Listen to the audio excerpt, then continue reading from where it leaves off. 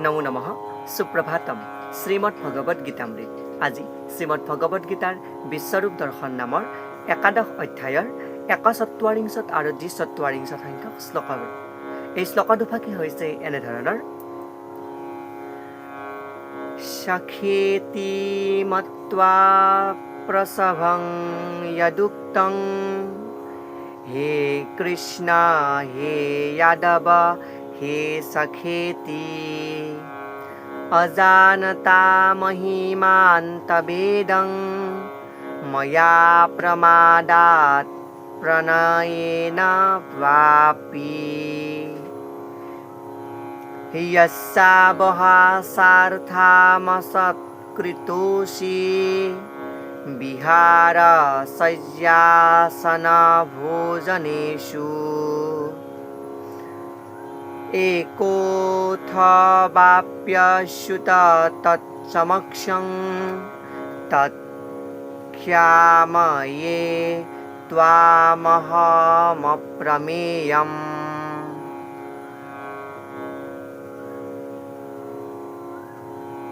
এই বিশিষ্ট শ্লোক দুফাকিৰ অসমীয়া অৰ্থ হৈছে এনেধৰণৰ: হে অচ্যুত, পূৰ্বতে মই আপোনাৰ মহিমা বুজিব নোৱাৰি আপোনাক হে কৃষ্ণ, হে যাদৱ, হে সখা বুলি নভবা নিচিন্তাকৈ সম্বোধন কৰি আহিছোঁ।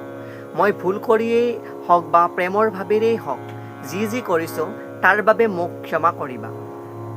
ভ্ৰমণ, শয়ন, আসন, ভোজন আদিৰ সকলোৰে ক্ষেত্ৰত অকলে থকা অৱস্থাতেই হওক বা বহুতো উপস্থিতিতেই হওক পৰিহাস কৰাৰ চৰেলে মই যি অসন্মান প্ৰদৰ্শন কৰি আহিছোঁ তাৰ বাবে হে অপ্ৰেমেয় আপোনাৰ ওচৰত ক্ষমা বিচাৰিছোঁ বুলি কোৱা প্ৰসংগত ভগৱান শ্ৰীকৃষ্ণৰ যি স্বৰূপ, যি বিশ্বৰূপ দৰ্শন লাভ কৰি, যি সমগ্ৰ ৰস দৰ্শন কৰি ভগৱান শ্ৰীকৃষ্ণৰ ওচৰত সখা অৰ্জুনে ক্ষমা খুজিছে। আৰু এই প্ৰসংগত ভগৱান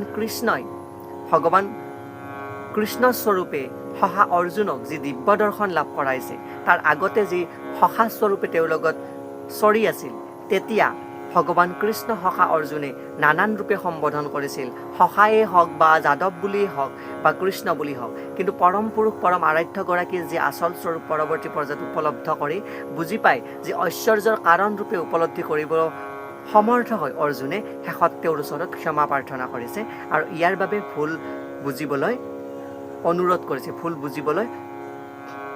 ইয়াৰ বাবে ভুল ধৰিবলৈ মানা কৰিছে। এয়াই উক্ত বিশিষ্ট শ্লোক দুফাকিৰ সৰল গুণাৰ্থ। ধন্যবাদ।